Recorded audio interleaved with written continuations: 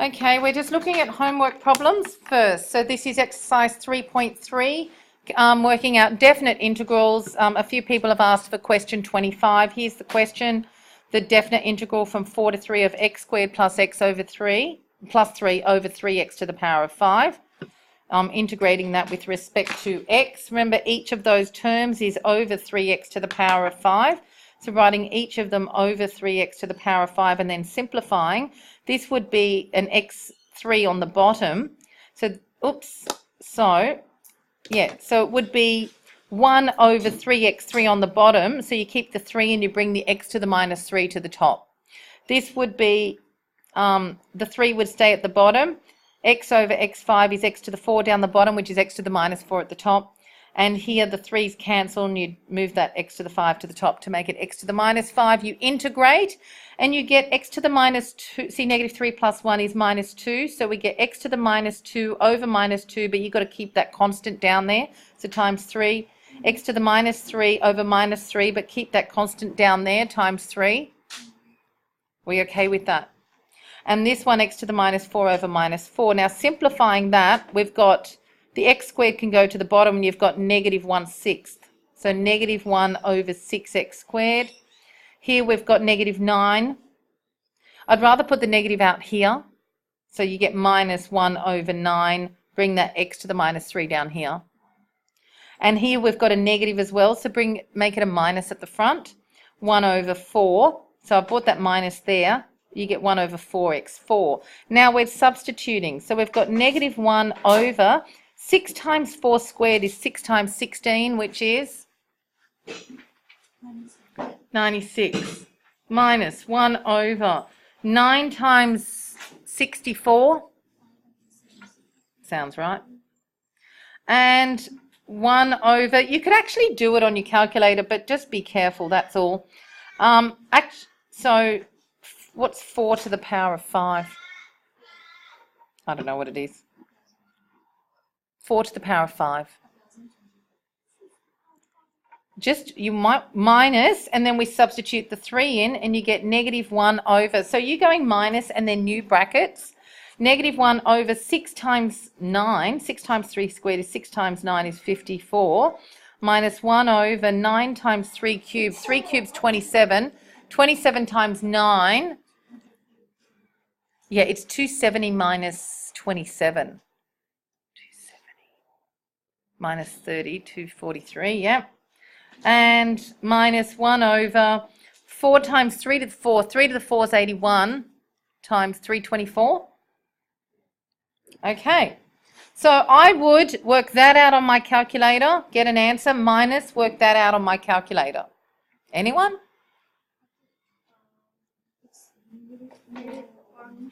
So did you get this right? Yeah. So what did you get these same numbers, or you just did all of that on your calculator? Yeah. Did you do them separately, write your answers, or you just plugged the whole lot in? All right. Yeah. So you did the 4, write an answer down? Yeah. So what did we get the answer for the 4? Negative something.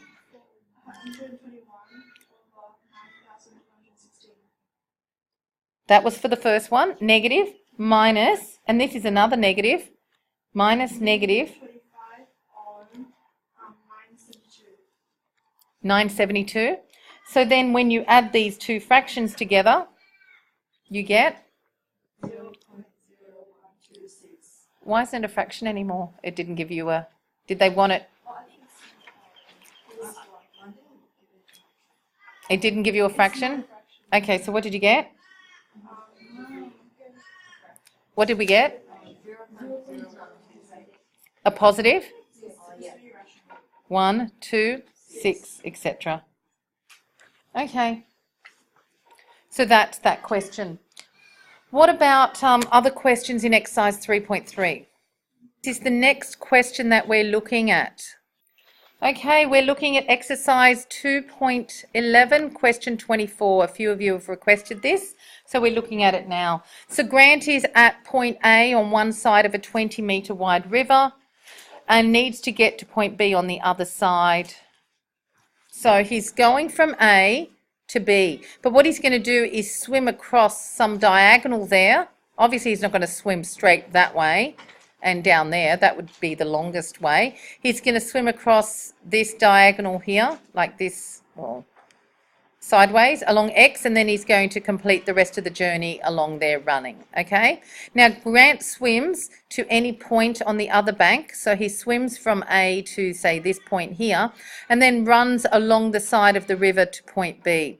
Now he can swim at 7 kilometers an hour and run at 11 kilometers an hour, and we have to find the distance he swims, X, to minimize the time it takes to reach point B.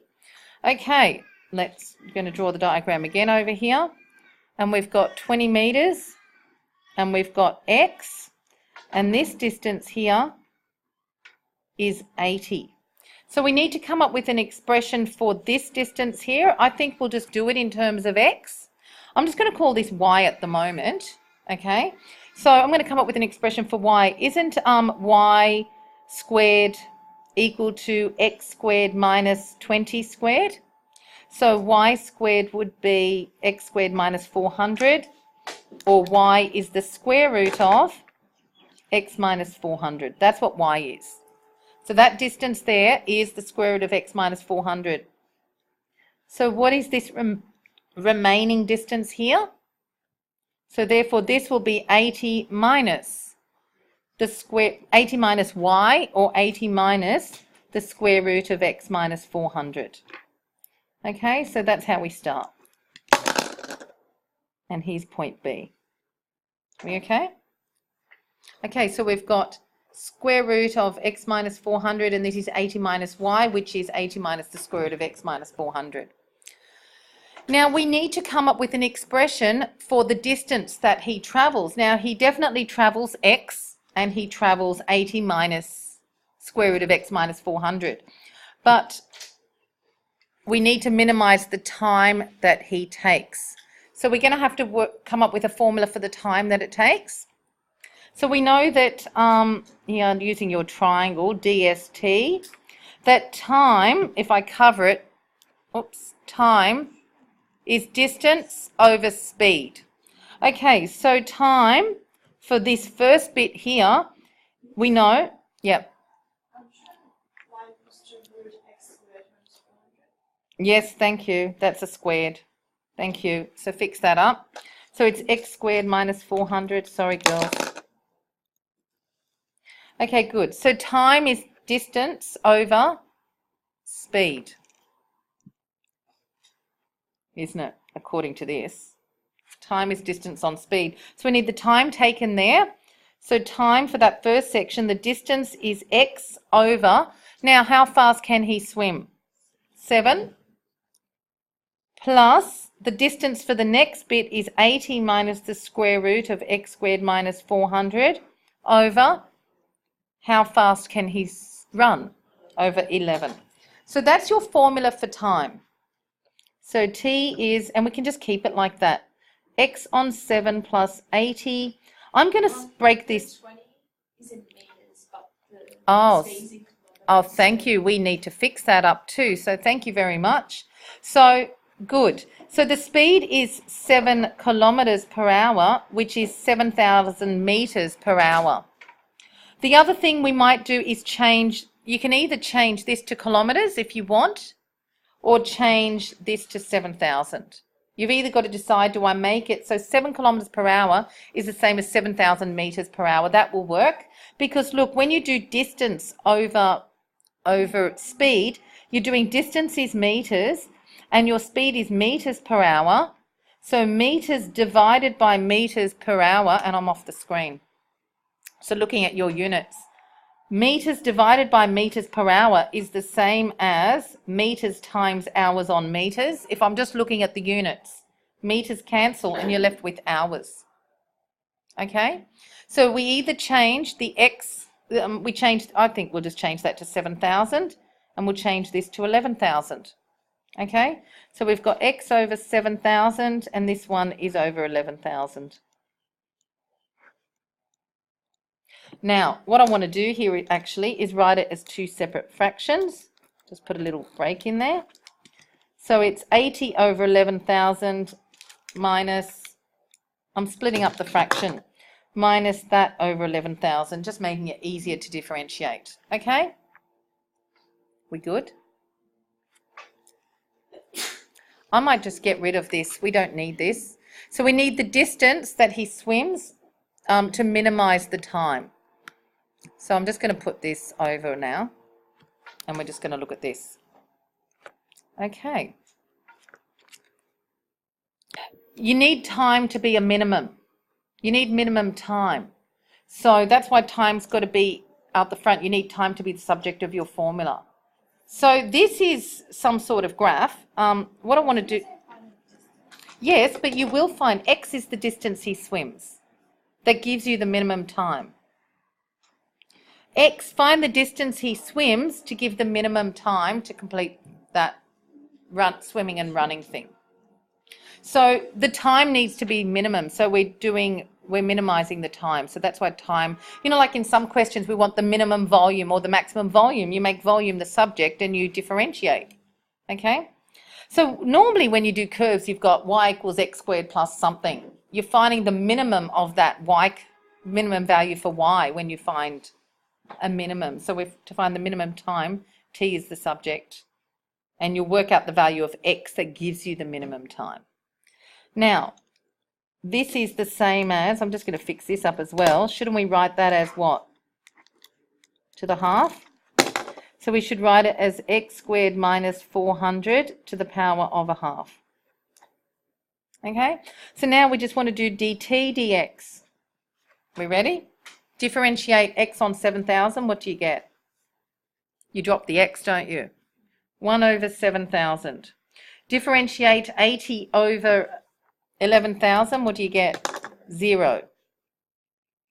Differentiate this. What do? You bring the half to the front. So minus a half to the front. X squared minus 400 to the negative a half times, differentiate what's inside, times 2x all over 11,000. Now, I would keep this half up here. Look, it's just a half of 2. Isn't that 1? A half of 2 is 1. So this and this cancel. And you get 1 over 7,000 minus what? X over 11,000. Okay. So I get 1 over 7,000, the zero's gone, minus, I've still got an x up here, I've got 11,000 down the bottom, and I'm going to bring this down to the bottom because it's got a negative power, x over the square root of x squared minus 400. Now, for stationary points, dt dx is 0. So I'm going to put that equal to 0. I'm just going to put that there, you know, save me a line of writing. So how am I going to solve this? Why don't I take that to the other side? So I've got x over 11,000 times the square root of x squared minus 400 equals 1 over 7,000. So I've just taken this over to the other side. Now what should I do? Cross multiply. Fraction equals fraction. So 7,000 times x equals 1 times 11,000, which is 11,000 times the square root of x squared minus 400. Now, I've only got one thing on the left equals one thing on the right. That's just one term, and that's one term. So what do I do now? How do I get rid of that horrible square root? You know what? I could put this 11,000 down here if we want. I might just bring it back down. Wouldn't I divide both sides by 1,000? What do I get? Wouldn't I divide both sides by 11,000? Don't I get 7 over 11x equals that? All right, I can just divide both sides by 1,000 and cross those off and then put that 11 down there. Now I'll square both sides. So square both sides. And what do I get? 49x squared over 121 equals, the square root goes. Cross multiply, half cross multiply. 49x squared is 121x squared minus. See, I'm doing 121 times both of those. 49x squared is 121x squared minus, what's 121 times 4,000? 484. Is it just 2 zeros? All right. And now let's go 121x squared minus 49x squared is 484,000.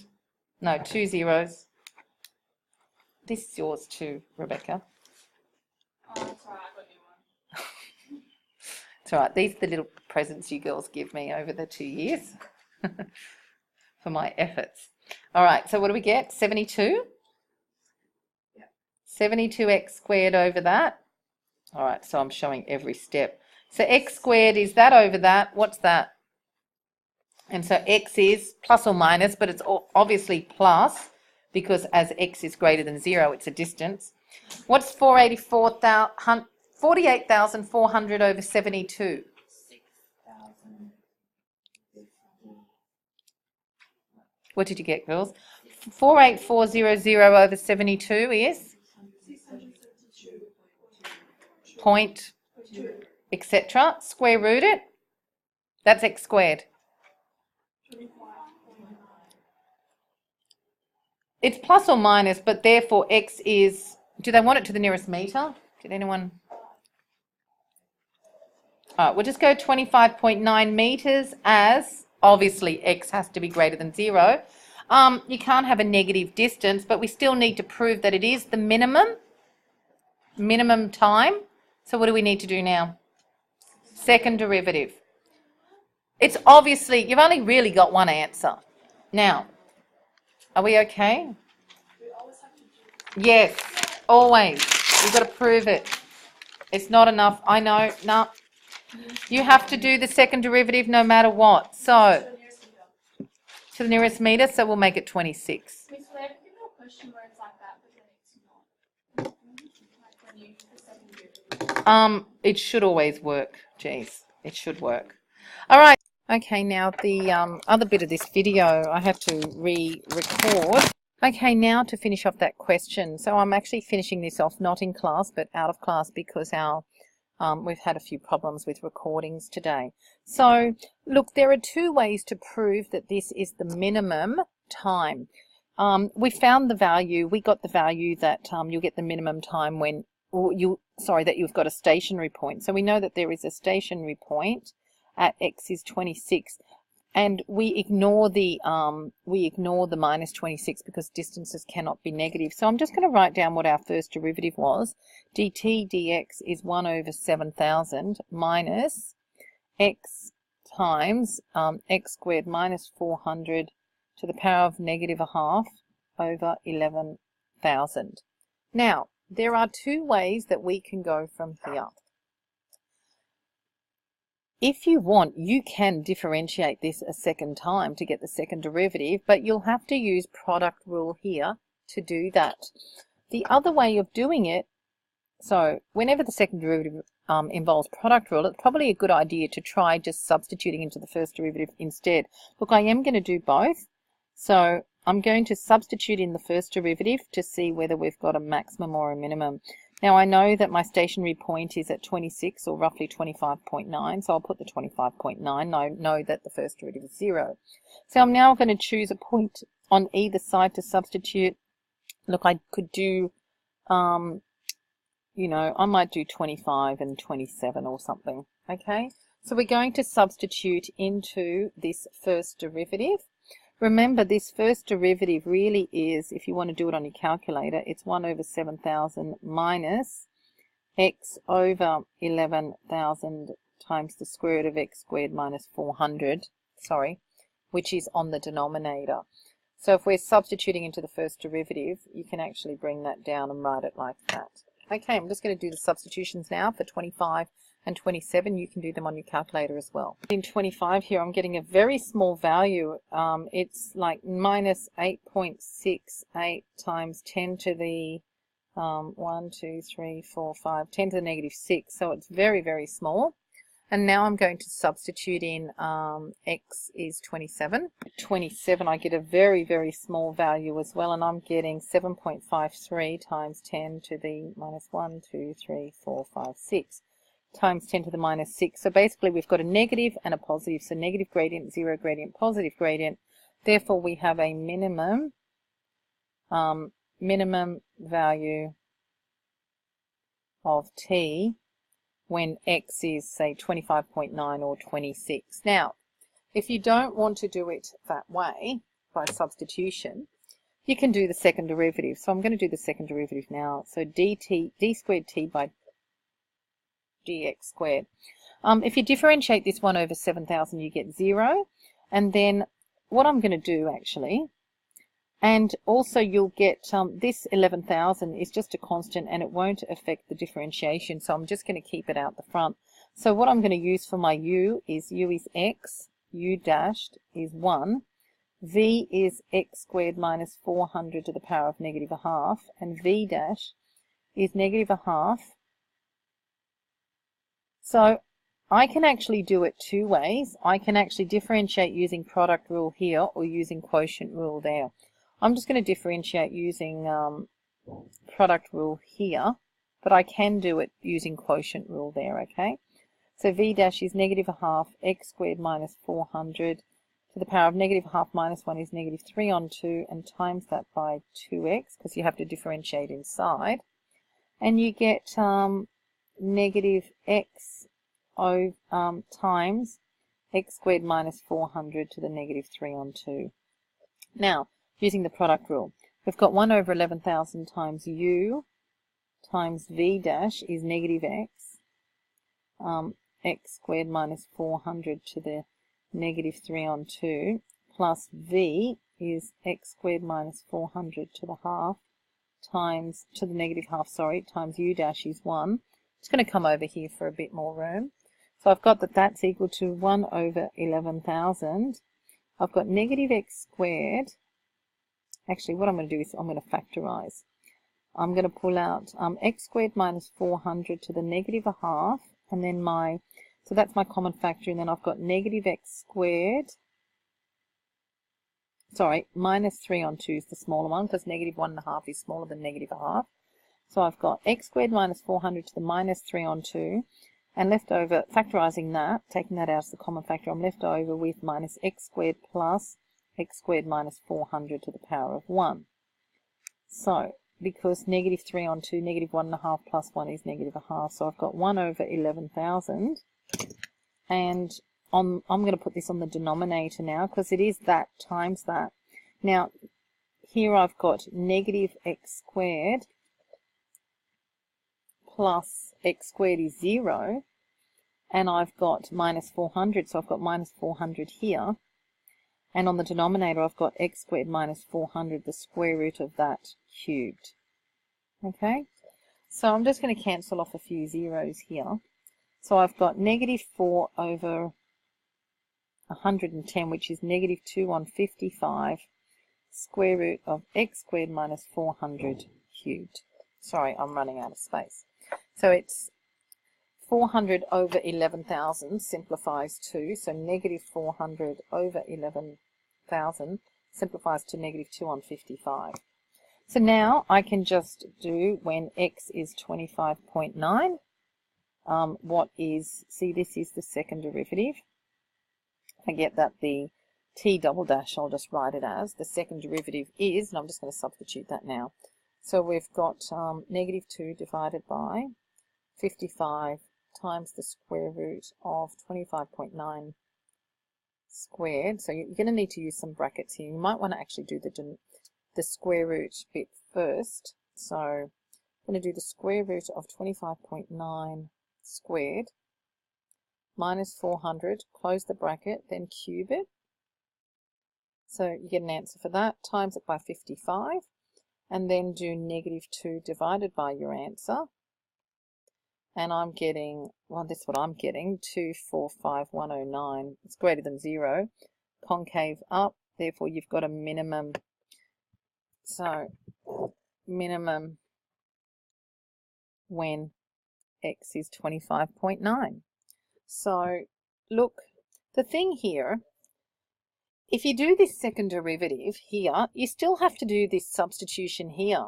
So you may as well just not do the second derivative because it involves product rule or quotient rule, whichever way you decide to tackle it, and just substitute back into this first derivative instead, because you've got all this extra work here. The chances of making a mistake are pretty high down here, and it's just much easier to do the substitution here or here. Okay, so that's the end of that question and the end of this video for homework problems.